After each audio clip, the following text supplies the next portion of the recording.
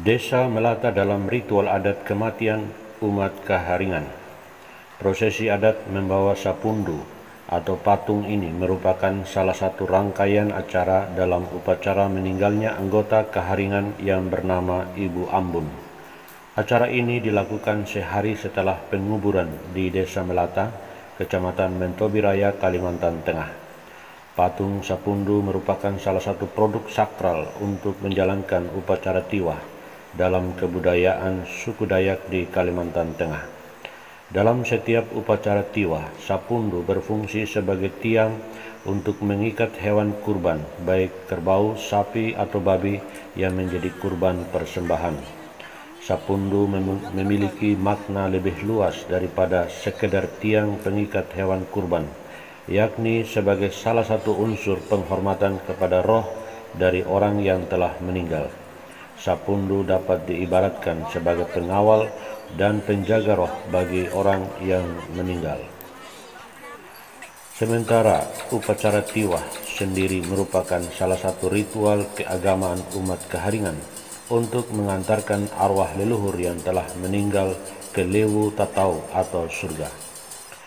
Tiwah adalah sebuah prosesi kematian tingkat akhir yang dilakukan dengan cara membersihkan dan memindahkan sisa jasad berupa tulang belulang dari liang kubur ke tempat yang baru.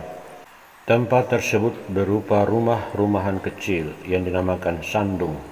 Dalam kepercayaan umat Kaharingan, orang yang meninggal belum akan sampai ke surga dan bertemu dengan Rayang Hatala Langit atau Tuhan umat Kaharingan jika belum diantarkan melalui upacara tiwah ini.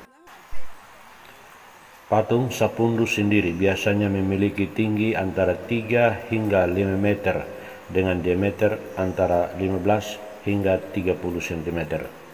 Sementara sapundu juga menyisakan 1 meter tiang untuk ditanam di dalam tanah agar kuat di dalam mengikat hewan kurban. Motif dan corak dalam sebuah patung sapundu mencerminkan kepribadian dan identitas sang almarhumah, baik identitas profesi, karakter, kebiasaannya, dan kehidupan sehari-hari yang menjadi ciri khas seseorang. Motif sapundu juga bisa berupa hewan yang mewakili sifat atau pribadi orang yang ditiwahkan, seperti harimau jika sang almarhum bersifat tegas atau singa jika almarhum bersifat pemberani. Pembuatan sapundu memakan waktu berhari-hari. Biasanya sapundu dibuat 1 minggu sebelum upacara tiwah dilangsungkan. Lama pembuatan sapundu sendiri tergantung dari kerumitan dan kesulitan motif dan coraknya, dari 2 hingga 7 hari pembuatan. Kayu yang dijadikan bahan dasar pembuatan sapundu juga tidak sembarangan. Paling umum, kayu yang dipakai adalah kayu ulin, atau dalam bahasa Dayak disebut kayu tabalian. Alasannya, kayu tersebut cukup kuat dan lebih dikenal oleh masyarakat Dayak dan Kaharingan. Banyak hal yang harus diperhatikan dalam sebuah proses pembuatan patung sapundu. Salah satunya adalah kayu sapundu yang ditebang disyaratkan harus jatuh menghadap ke arah matahari terbit, yang disertai dengan pekikan sebanyak 3 kali. Bagi umat Kaharingan, sapundu dalam upacara tiwah mempunyai makna perwujudan dari leluhur dan pemujaan kepada Tuhan dan pemujaan kepada leluhur yang merupakan manifestasinya sebagai ungkapan rasa syukur atas anugerah yang telah diberikan kepada manusia. Dalam pemujaan itu, berbagai sesaji dipersembahkan sebagai simbol dari ketulusan hati dan ucapan terima kasih, mempersembahkan kembali apa yang telah diberikan oleh Tuhan. Salah satu manifestasi Tuhan adalah para leluhur yang telah melahirkan, membimbing, dan menghidupi mereka di dunia. Untuk itu, upacara tiwah sebagai simbol cinta kasih kepada orang tua, kepada suami, kepada istri, kepada kakek, nenek, dan leluhur secara tulus ikhlas. Cinta kasih bukan hanya pada saat mereka hidup, tetapi sampai mati pun tulang belulangnya dibersihkan dan disimpan dalam sandung yang nanti bisa dilihat anak cucu dan keturunannya sampai berpuluh puluh bahkan beratus-ratus tahun yang akan datang.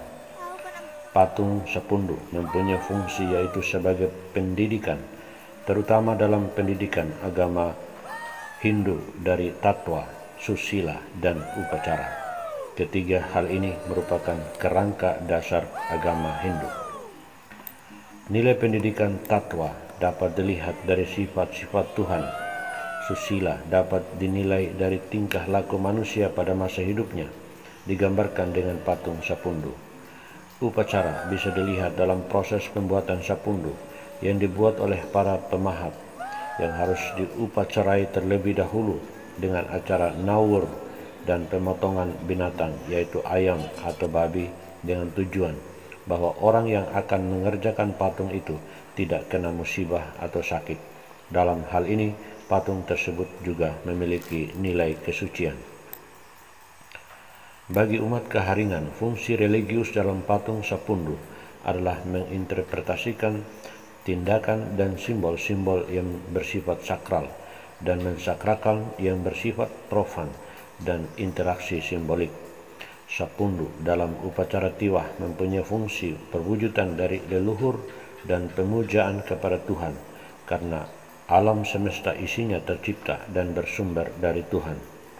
Bagi masyarakat Dayak, khususnya penganut Keharingan, Sapundu selain memiliki nilai seni dan filosofis yang tinggi, juga memiliki nilai mistik yang kuat. Sapundu bahkan sudah disejajarkan dengan benda sakral dan keramat lainnya. Bagi masyarakat yang bukan Keharingan, Sapundu merupakan sebuah produk seni kebudayaan. Bagi masyarakat Dayak yang sudah menganut agama Katolik, upacara ini bisa dipahami sebagai sebuah tradisi warisan leluhur yang nilai-nilainya bisa dipraktekkan untuk memperkaya nilai-nilai keagamaan, seperti nilai persekutuan yang menjalankan cinta kasih, persaudaraan, kekeluargaan, hidup moral, dan menjunjung tinggi hidup dan martabat manusia. Dalam kitab suci Perjanjian Lama, umat Katolik mengenal kisah tentang bagaimana Musa yang menaikkan patung ular tembaga untuk keselamatan umat Israel agar terhindar dari pagutan ular yang mematikan di padang gurun.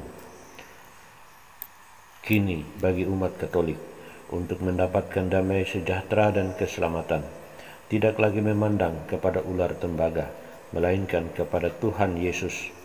Ketika Tuhan Yesus dijunjung di atas kayu salib demi dosa manusia, orang yang percaya kepadanya dapat memperoleh hidup kekal, seperti yang Tuhan Yesus bahas dengan Nikodemus mengenai kelahiran kembali. Dan sama seperti Musa meninggikan ular di padang gurun, demikian juga Anak Manusia harus ditinggikan, supaya setiap orang yang percaya kepadanya beroleh hidup yang kekal.